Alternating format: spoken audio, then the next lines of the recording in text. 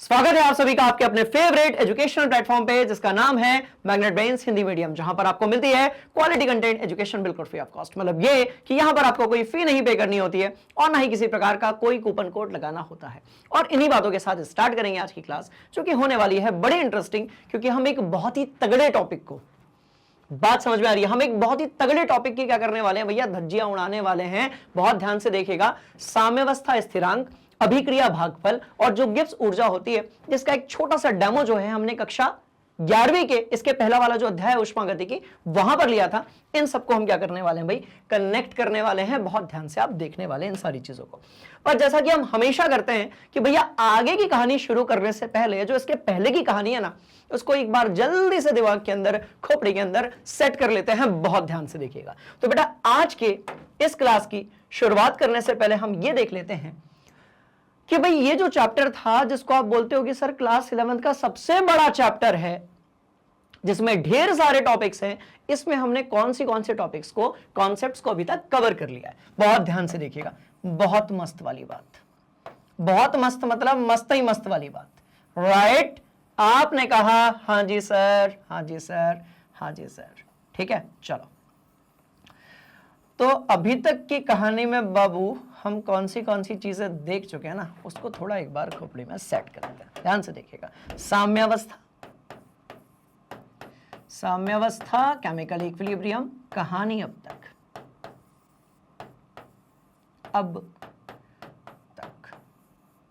ठीक है। और कहानी अब तक में यदि हम देखेंगे तो भैया ये कहानी बड़ी इंटरेस्टिंग है, क्योंकि हमने जाना था कि जब रिएक्शन कोई हो रही होती है, कोई फर्क नहीं पड़ता कि वो भौतिक परिवर्तन है या फिर रासायनिक परिवर्तन है, एक ऐसी सिचुएशन आती है जिसमें या जिस समय पर जितना अभिकारक उत्पाद में परिवर्तित होता है, एग्जैक्टली उतना ही उत्पाद जो है यदि अभिकारक में परिवर्तित हो जाए तो ऐसे सिचुएशन को हम लोग क्या कहते हैं भैया, साम्यावस्था कहते हैं। और जैसा कि हर क्लास में मैं आपको इस चैप्टर में बता रहा हूं कि साम्यावस्था क्या कहलाती है, तो उसको एक बार हम बढ़िया वाले एग्जाम्पल के साथ समझ लेते हैं। मैंने कहा मेरे पास एक डिब्बा है और इस डिब्बे के अंदर जो है पानी भरा हुआ है। मैंने कहा भैया मेरे पास एक डिब्बा है और इस डिब्बे के अंदर पानी भरा हुआ है। आपने कहा ओके सर, हम मान लेते हैं कि यहां पर कोई भी एक तापमान है, 25 डिग्री सेल्सियस ले लो, 30 डिग्री सेल्सियस ले लो, क्या ही फर्क पड़ता है। तो भाई एक समय बाद क्या होगा, बहुत ध्यान से देखिएगा, ये जो जल है ना, ये वाष्पीकृत हो जाएगा। एक समय बाद क्या होगा भैया, जो जल है आपका वो वाष्पीकृत हो जाएगा। चलिए भाई, बड़ी इंटरेस्टिंग कहानी। तो एक चीज हम यहां से निकालते हैं कि भाई ये वाला जो पार्ट है इसको हमने वाष्प कह दिया, और ये वाला जो पार्ट है इसको हमने क्या कह दिया, तो आपने कहा सर इसको हमने द्रव कह दिया। तो एक तरफ मेरे पास वाष्प है, एक तरफ मेरे पास जो है द्रव है, यानी कि जल है। ये कहानी क्लियर हो गई? आपने कहा हाँ जी सर। तो द्रव है तो भाई H2O होगा आपका, और कौन सी अवस्था में होगा, तो आपने कहा सर H2O होगा, और ये लिक्विड स्टेट में होगा, ये भी H2O होगा, और ये गैसीय अवस्था में होगा। आपने कहा सर यहां तक तो मामला बिल्कुल सेट है। अब एक ऐसी सिचुएशन आएगी कि जितने जल के अणु,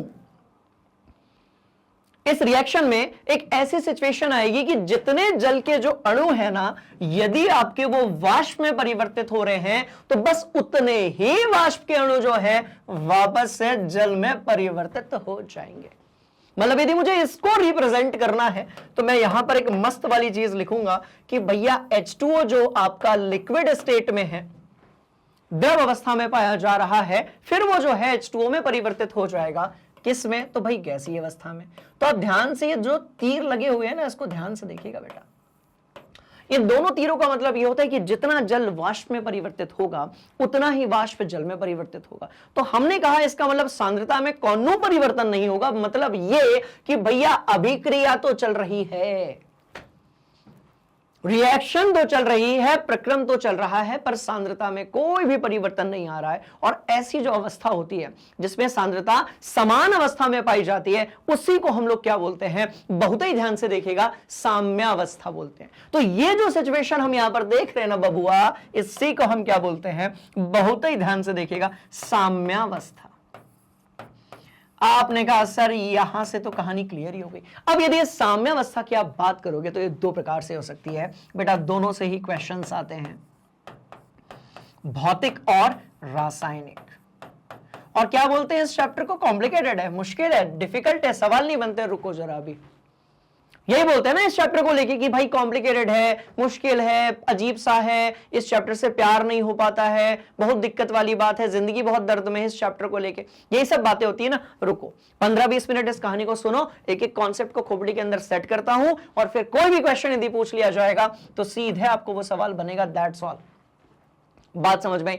ऐसे चैप्टर्स बच्चों जिसको आप लोग बड़े लेंदी या कॉम्प्लिकेटेड मानते हो, यदि आपने उसमें ज्यादा मेहनत कर ली और सारे कॉन्सेप्ट्स यदि आपके क्लियर हो गए तो बस ये समझ लो कि आप टॉपर बनने की कैटेगरी में बिल्कुल शामिल हो सकते हो, क्योंकि ये वो चैप्टर्स होते हैं जो कम बच्चों को बनते हैं। बच्चे प्रैक्टिस नहीं करते, अपन करेंगे प्रैक्टिस, एक एक चीज समझेंगे और उसके बाद तो हंगामा करना ही करना है। ठीक है जी, चलिए भैया। तो मैंने कहा जब साम्यावस्था की बात होगी तो दो तरीके से साम्यावस्था होगा, भौतिक और रासायनिक। फिर हमने कहा कि जब हम इसको सांद्रता से लेकर जाएंगे तो हम एक तगड़ा वाला टॉपिक पढ़ेंगे जिसको हम कहते हैं साम्यावस्था स्थिरांक। क्या कहते हैं? साम्यावस्था स्थिरांक। स्थिरांक क्या बोलेंगे? साम्यावस्था स्थिरांक बोलेंगे। यदि सांद्रता पर निकाल रहे हैं तो केसी बोलेंगे, यदि सांद्रता पर निकाल रहे हैं तो केसी इसको हम बोलेंगे। यदि हम, बहुत ध्यान से देखिएगा, यदि हम दाब पर, आंशिक दाब पर निकाल रहे हैं तो इसको हम केपी बोलेंगे। पर जनरली हम लोग केसी से काम चलाते हैं क्योंकि सांद्रता तो किसी की भी हो सकती है, ठोस की भी हो सकती है, द्रव की भी हो सकती है, भाई गैस की भी हो सकती है। पर यदि आप बोलते हो कि सर केपी निकालना है तो भाई आंशिक दाब तो सिर्फ किसका होगा? तो आपने कहा सर सिर्फ गैसीय अवस्था वाले का होगा। तो साम्यता स्थिरांक आपने निकाल लिया यहां पर। बात समझ में? आपने कुछ और बड़ी इंटरेस्टिंग चीजें पढ़ी थी, बहुत ध्यान से देखिएगा, आपने कुछ और इंटरेस्टिंग चीजें पढ़ी थी कि जो हमारी साम्यावस्था होती है वो दो प्रकार से हो सकती है। जो साम्यावस्था होती है बबुआ वो दो प्रकार से हो सकती है, समांग के लिए भी और विषमांग के लिए भी। समांग वाला एक उदाहरण ले लेते हैं। मैंने कहा कि मेरे पास H2 है गैसीय अवस्था में और ये नाइट्रोजन के साथ चल रही मिल रही है गैसीय अवस्था में, और इसके बाद ये 2NH3 हो जाएगा किसमें? गैसीय अवस्था में। तो मैं कह रहा हूं कि यदि सबकी अवस्था एक समान है तो, बहुत ही ध्यान से देखिएगा, मैं कह रहा हूं यदि सबकी अवस्था जो है वो एक समान है तो वो होगा आपका समांग। और ये तो अपन यार कक्षा 9 से पढ़ते आ रहे हैं, समांगी, विषमांगी, असमांगी। बात समझ में आई? बोलो यस सर। ठीक है, तो चलो भाई समांग होगा। और यदि सबकी अवस्थाएं एक समान नहीं है, मतलब कोई अभिकारक में कोई गैस है, कोई लिक्विड है, कोई सॉलिड है, कोई जली यानी कि एक्वस है, यदि ऐसा नहीं है तो इसको हम बोलेंगे विषमांग एवं विषमांग। क्या ये बात समझ में आ गई? आपने कहा हाँ जी सर। आपको यदि याद हो तो मैंने एक तगड़ा वाला सूत्र भी बनाया था जिसमें हमने केसी और केपी के बीच में बात की थी, उसको भी हम यहां पर लिख देते हैं कि भाई केपी जो था वो था आपका केसी गुणा यहां पर आरटी और उसकी पावर थी डेल एन। और एन क्या था? तो जब कोई रिएक्शन हो रही तो मोलों की संख्या जो होगी उसमें जो भी अंतर होगा उसको हम क्या बोलेंगे? डेल एन बोलेंगे। बड़ी इंटरेस्टिंग कहानी, नोट करो। ठीक, तो एक ये वाली चीज भी हमने देखी थी, और जब हमने ये वाली चीज देखी ही थी तो फिर हम तो हैं हीरो। हम मतलब आप लोग, तो आप लोग तो हो हीरो। और जब आप लोग हो हीरो तो आपको सारे कॉन्सेप्ट्स कैसे होते हैं भाई? क्लियर।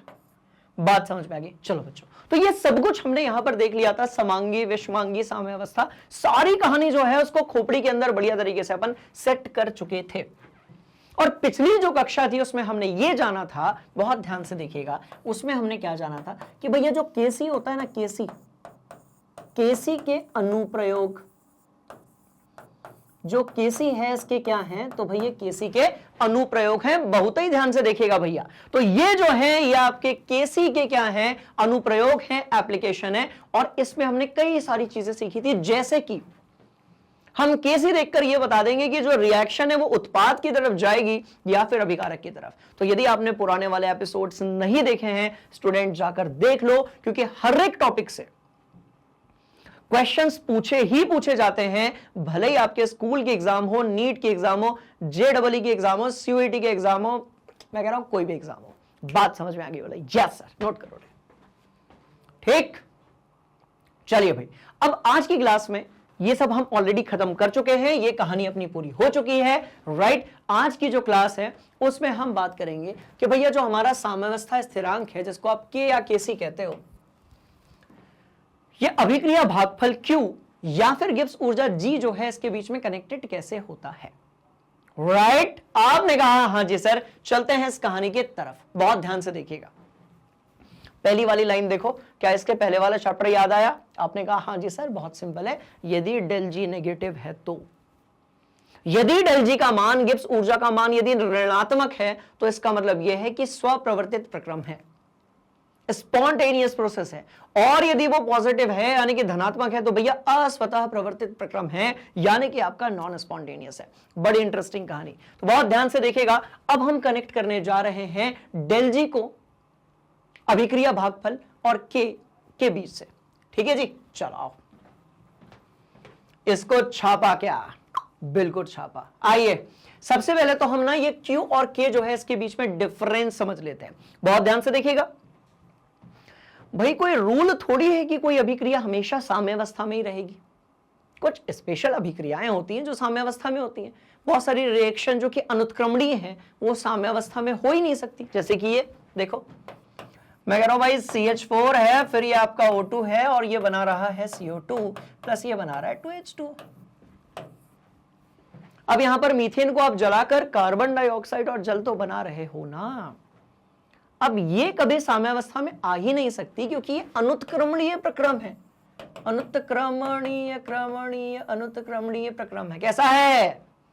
इर्रिवर्सिबल है, मतलब अभिकारक से उत्पाद बन गया तो बन गया, अब उत्पाद से वापस से अभिकारक बनने वाला नहीं है रे बाबू। बात समझ में? तो इसके लिए तो अपन केसी निकाल ही नहीं सकते ना। हाँ, इसके लिए अपन क्यूसी निकाल सकते हैं।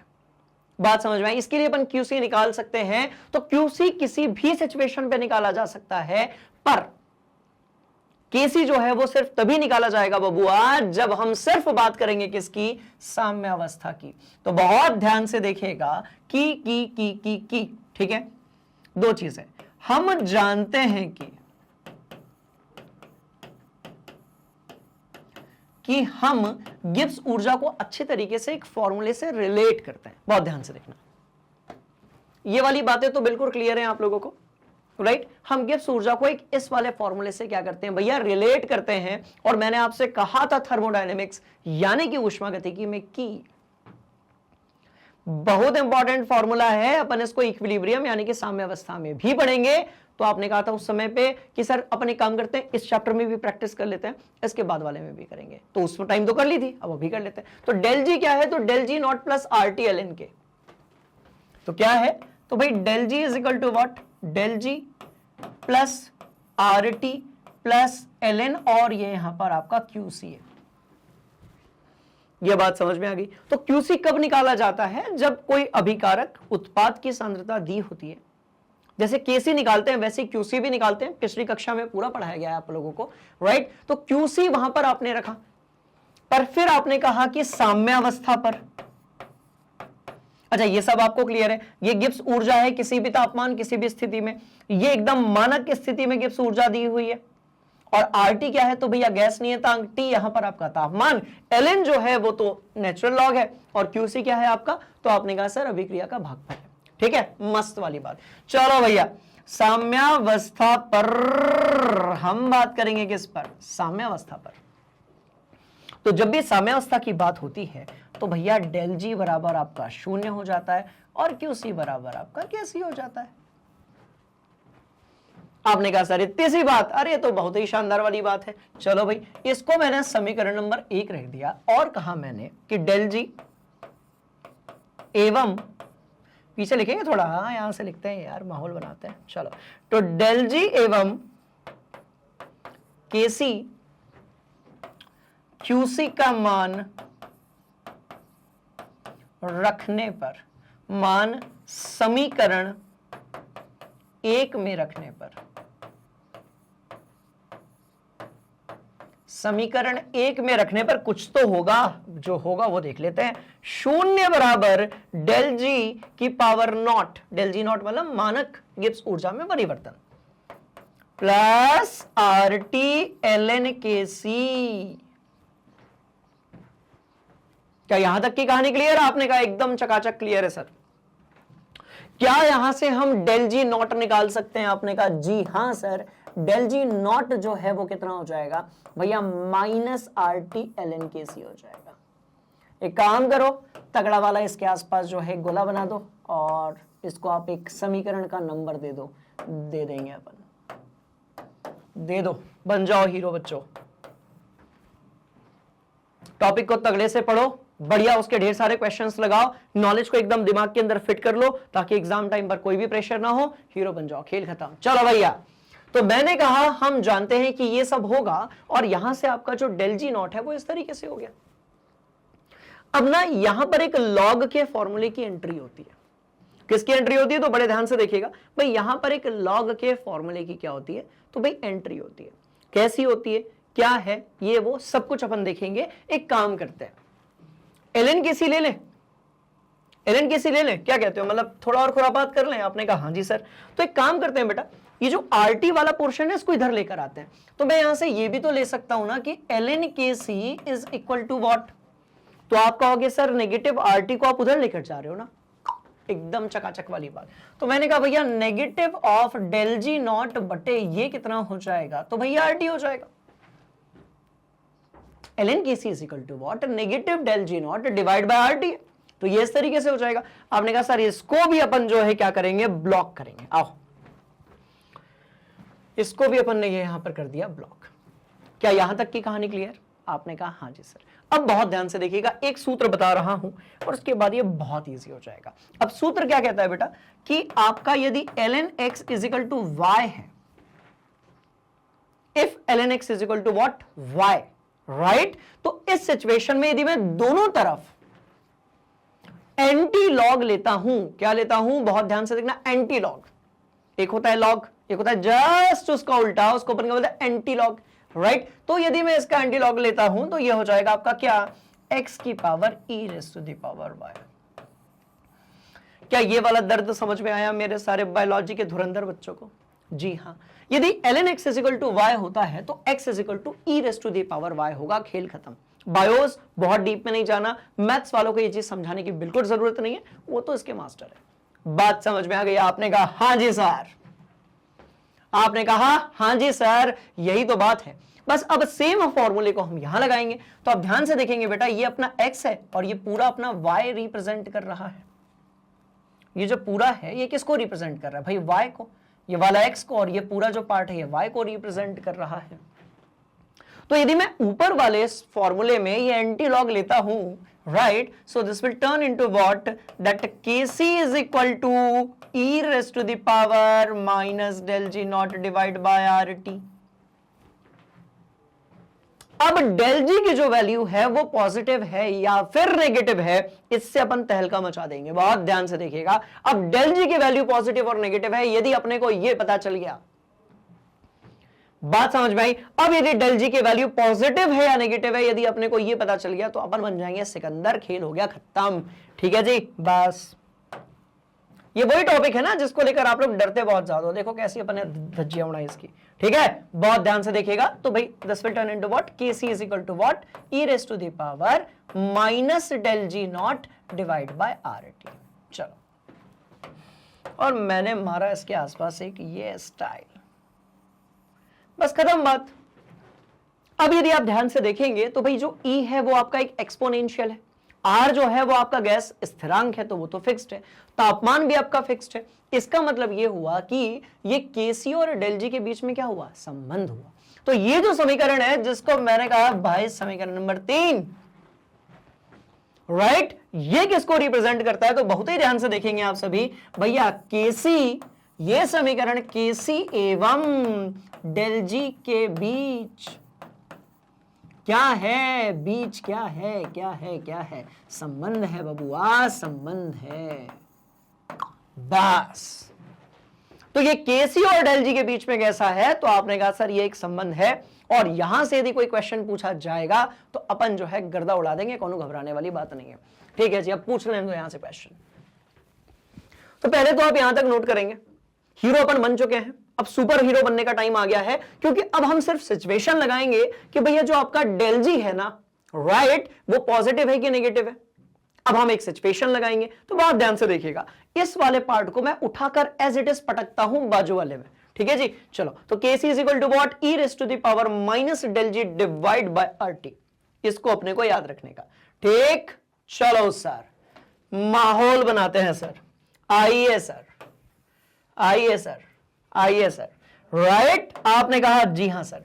तो भाई Kc इज इक्वल टू आपको क्या मिला बेटा, e raise to the power minus del G naught divide by R T, ठीक है। और फिर मैंने भी यहां पर, रुको ना ये काहे करने का, रुको, अरे भैया रुको, बहुत मजा आने वाला है, ये लो। तो मैंने यहां पर लिखा that Kc is equal to what, बहुत ध्यान से देखिएगा, e raise to the power minus del G naught divide by R T, e की पावर में दिया हुआ है।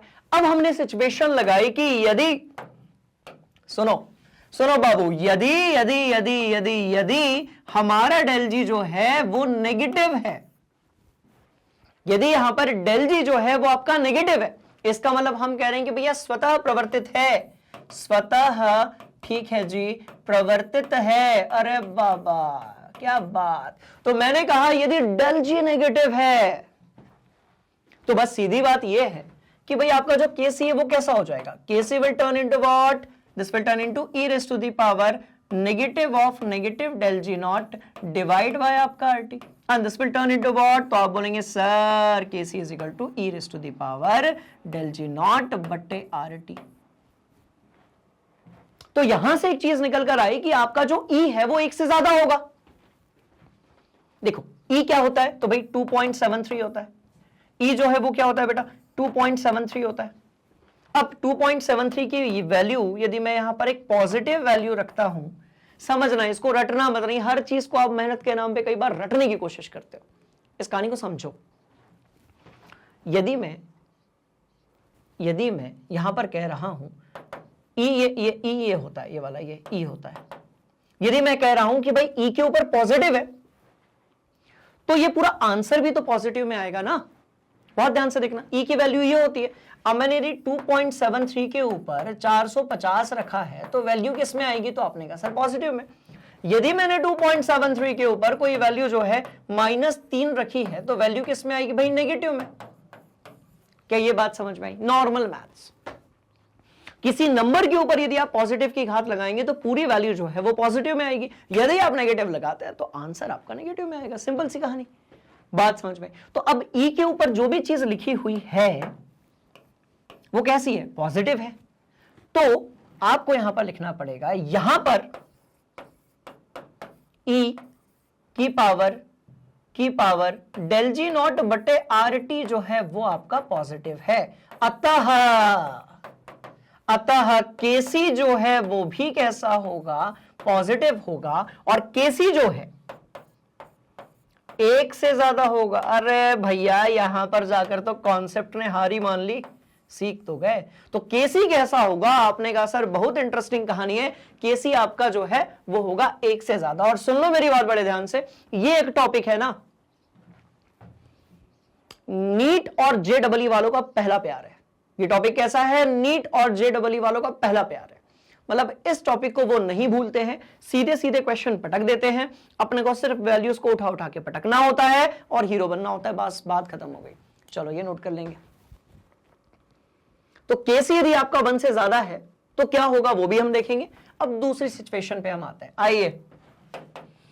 मैंने कहा बाबू यदि डेल जी जो है वो आपका पॉजिटिव है तो भाई उस सिचुएशन में क्या होगा, आपका जो Kc है that will turn into what, e raise to the power minus del G naught divide by R T होगा। अच्छा, यह अस्वतः प्रवर्तित है, अस्वतः प्रवर्तित है, बोलो yes sir, yes sir, yes sir, yes sir, yes sir.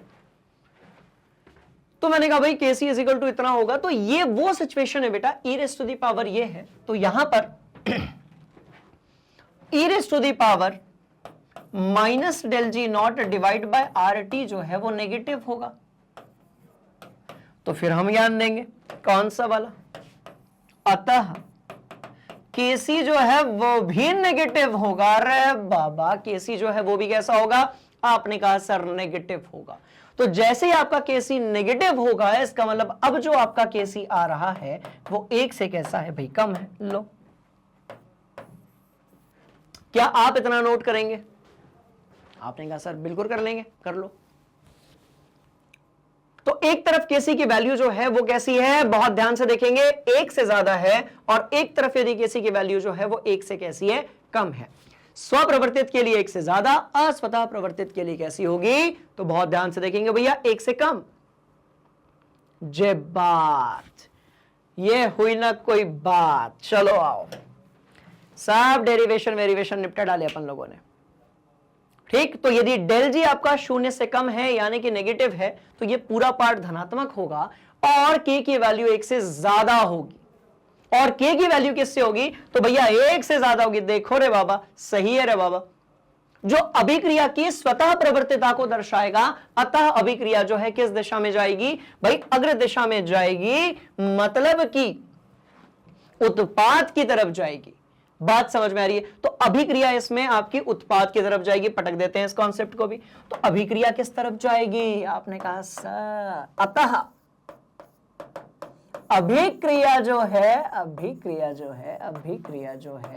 उत्पाद की तरफ जाएगी, उत्पाद की तरफ जाएगी। क्या ये बात समझ में आई? आपने कहा हाँ जी सर। और यदि केसी की वैल्यू 1 से कैसी होगी भैया, कम होगी। देखो रट तो सकते नहीं, सिंपल है, मैंने पूरा समझा दिया, ठीक है। यदि 1 से कम होगी तो अभिक्रिया जो है अस्वतः प्रवर्तित है ना, तो अभिकारक की तरफ ही रहने चाहेगी, स्वतः प्रवर्तित है ही नहीं, अभिकारक की तरफ ही रहेगी। खेला खत्म, खेला हो गया खत्म, टाटा बाय बाय, नोट कर लेंगे, ठीक। अब जादू वाली बात यह है कि अभी तक हम सिर्फ डेल जी की वैल्यू से बताते थे कि कोई रिएक्शन जो है वो स्वतः प्रवर्तित है या फिर नहीं है। अब हम केसी की वैल्यू से भी बता सकते हैं कि कोई रिएक्शन जो है वो स्वतः प्रवर्तित है या फिर नहीं है। तो केसी की वैल्यू यदि ज्यादा 1 से, तो भाई उत्पाद की तरफ, मतलब स्वतः प्रवर्तित। यदि केसी की वैल्यू कम है तो अस्वतः प्रवर्तित। कॉन्सेप्ट हमेशा के लिए खोपड़िया के अंदर जाकर फिट हो गया। That's all. टीपो रे बाबा, ठीक। चलो आओ 4-5 इसके सवाल लगाते हैं, हीरो बनते हैं। That's all. आइए, बढ़िया वाला क्वेश्चन दिया गया है। ग्लाइकोलिसिस की बात हो रही है। किसकी बात हो रही है, बहुत ध्यान से देखिएगा। ग्लाइकोलिसिस यानी कि ग्लूकोज की एक बड़ी इंपॉर्टेंट रिएक्शन। ग्लाइकोलिसिस में ग्लूकोज के फॉस्फोराइलेशन के लिए डेल जी का जो मान है वो पॉजिटिव में दिया हुआ है, ठीक है जी।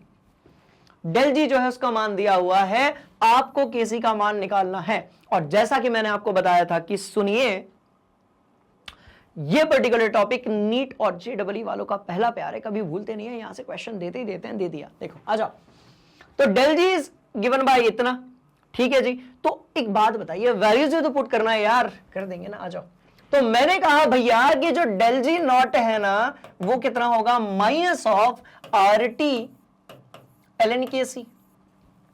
क्या यही बात होगी? तो आपने कहा सर ये तो और भी ज्यादा इंटरेस्टिंग कहानी है कि ln KC जो है वो कितना होगा। तो आपने कहा सर डेल जी नॉट बटे कितना हो जाएगा, RT नेगेटिव में। चलो वैल्यूज रखो, आंसर लाकर दिखाओ, बढ़ते हैं आगे। चलिए भैया, तो ये रहा आपका फॉर्मूला। आपको सिर्फ क्या करना है, तो वैल्यूज पुट करनी है और निकालना क्या है भाई, KC निकालना है। तो आपने एक काम किया, आपने कहा रखो, तो आपने कहा एक काम करते हैं sir, KC is equal to क्या रखते हैं, आप याद करो, अभी हमने एंटीलॉग लिया था, एक फॉर्मूला बनाया था, KC is equal to e raise to the power वाला। बात समझ में आ गई? KC is equal to e raise to the power वाला, ये फॉर्मूला है। KC is equal to e raise to the power minus del G, ठीक। चलो आ जाओ। तो e raise to the power minus del G naught divide by मेरे पास क्या है, तो आपने कहा सर RT, ठीक है जी। चलिए, तो वैल्यू से तो पुट करना है यार। तो e raise to the power minus of del G कितना रे बाबा, 13.8, ठीक है, यही था ना। डिवाइड बाय RT का मान रख दो, कोई ना कोई वैल्यू आएगी, सॉल्व कर लेना, खत्म बात। हाँ, ई रेस टू दी पावर जो रहेगा ये आपको जनरली क्वेश्चंस में गिवन रहता है, क्योंकि भाई अब हम e की पावर कुछ को कैलकुलेट थोड़ी करते रहेंगे, या तो आपको एंटी लॉग देखते आना चाहिए, वो भी सिखाया हूं मैंने, बात समझ में। चलो तो यहां से केसी आपका आ जाएगा, आरटी की वैल्यू पुट कर देना, e की वैल्यू पुट कर देना, दैट्स ऑल। ठीक, आपने कहा हाँ जी सर, बहुत ही बढ़िया सर। चलो सर आगे बढ़ते हैं। तो अपने पास सॉल्यूशन भी है, आप देख सकते हैं -5.569 था, केसी आपने यहां से कैलकुलेट कर लिया, और इस तरीके से कहानी और भी इंटरेस्टिंग हो गई। एक और एग्जांपल हम देखेंगे, आप स्क्रीनशॉट ले लेंगे इसका। हम एक और तगड़ा वाला एग्जांपल देखेंगे कि भैया सुक्रोज के जल अपघटन से ग्लूकोज और फ्रक्टोज बनता है। एक ऐसी रिएक्शन है जिसको 11th का, 10th का, 12th का हर बच्चा देखता है कि C12H22O11 को जब हम जल के साथ मिलाते हैं तब हमें मिलता है C6H12O6 which is glucose plus C6H12O6 which is fructose. एक आपका कीटोनिक ग्रुप है, एक आपका एल्डिहाइडिक ग्रुप है, एक आपका कीटोनिक ग्रुप है। बात समझ में आ गई। खैर इस कहानी को हम बाद में देखेंगे, इस रिएक्शन के बारे में यहां पर बात हो रही है, और बोला गया है कि ये 300 केल्विन पर हो रहा है, और इसके लिए जो साम्यावस्था स्थिरांक है वो इतना है। डेल जी का जो मान है वो आपको निकालना है, आप निकाल लेंगे क्योंकि आप है हीरो। ठीक है, चलो डेल जी नॉट कितना है, तो -RT यहां पर केसी था, राइट। इस फॉर्मूले को थोड़ा हम यदि और प्रोसीड करेंगे, सो this will turn into what, -2.303 यहां पर RT, और देखो 2.303 मैं आगे लेकर आया हूं, तो अब मुझे एलएन की जगह पर क्या लिखना पड़ेगा, तो आपने कहा सर लॉग लिखना पड़ेगा केसी। और एक इंटरेस्टिंग बात सुनो भाई, ये 2.303 RT बार बार आता है, इसको एक बार कैलकुलेट करके रख लो, जब भी जरूरत होगी यूज कर लेना। होटल वाले कैसे करते हैं, ग्रेवी बनाकर रख लेते हैं, फिर जब भी डिमांड आती है यूज कर लेते हैं। एक ही ग्रेवी में हर प्रकार की सब्जी, उसी में कढ़ाई पनीर भी बनता है, उसी में मलाई पनीर होता है क्या, उसी में आपका पालक पनीर भी बनता है, पता नहीं, बताना आप मेरे को। एनीवेज, एक ग्रेवी में कई बार चीजें बना लेते हैं वो लोग, ये बात है। और वैसे ही आप इस वाले को पहले से कैलकुलेट करके रख लीजिए, ये बार बार यूज होगा। बस अब करने का क्या, सारी वैल्यूज को पुट करने का, आर की वैल्यू को पुट करिए, टी की वैल्यू को रखिए, लॉग केसी है, KC is already given here, log की वैल्यू को पुट करिए, आप सॉल्व करेंगे और आंसर आपके सामने होगा। ठीक है, सॉल्व करो, पहले आप सॉल्व करो फिर बताता हूं आंसर क्या होगा। चलो डन, चलिए भाई, तो आंसर चेक कर लेते हैं एक बार। मस्त वाली ये कहानी है, रुको जरा, ये देखो, ये डेल जी की मैंने यहां पर वैल्यू पटकी थी, आंसर आपके सामने है, बहुत ध्यान से देखेंगे, सारी वैल्यूज को हम यहां पर रख चुके हैं। वन मोर इंटरेस्टिंग थिंग, यहां जो डेल जी है वो आपका नेगेटिव आया है, क्योंकि केसी आपका कैसा था, पॉजिटिव था। केसी पॉजिटिव है या डेल जी नेगेटिव है, इन दोनों से यह बात साबित होती है कि अभिक्रिया आपकी स्वतः प्रवर्तित थी, यानी कि स्पॉन्टेनियस रिएक्शन के बारे में यहां पर बात हो रही थी। यह रिएक्शन अपने आप हो सकती है। बात समझ में आ गई? आपने कहा हाँ जी सर, नोट कर लो। तो स्टूडेंट्स, अभी जो दो सवाल मैंने आप लोगों को करवाए, ऐसे एग्जैक्टली क्वेश्चंस पूछ लिए जाते हैं, घबराने की बिल्कुल जरूरत नहीं है। थोड़ा सा मैथमेटिकल कॉन्सेप्ट है, उसको भी अपन डिस्कस कर चुके हैं। बात समझ में आ रही है? आपने कहा हाँ जी सर, और इस तरीके से आज हमने relation between equilibrium constant, reaction quotient और गिब्स एनर्जी को आपस में कनेक्ट कर दिया। और अब अगली वाली जो क्लास होगी वो बड़ी इंटरेस्टिंग होगी, क्योंकि वहां पर हम ला शातेलिए का सिद्धांत यानी कि ली चाटरलियस प्रिंसिपल के बारे में बात करेंगे कि कौन सी चीजें होती हैं जो अभिक्रिया पर असर डालती हैं। मतलब मैं कह रहा हूं कि भाई एक रिएक्शन हो रही है, दाब कम ज्यादा करूंगा क्या होगा। मैं कह रहा हूं भैया एक रिएक्शन हो रही है, तापमान में वेरिएशन करूंगा क्या होगा। मैं कह रहा हूं भाई एक रिएक्शन हो रही है, उत्प्रेरक यदि ऐड कर दिया तो क्या होगा। बात समझ में आ रही है? बोले यस सर। तो बेटा अगली क्लास बड़ी इंपॉर्टेंट है। आज की क्लास में यदि कोई भी डाउट होगा कहीं से भी कैसा भी, प्लीज कमेंट बॉक्स में पटकिएगा उसको, अपन उसको वहीं पर मिलकर धुनाई कर देंगे। बात समझ में? यस सर, नोट करो रे भैया।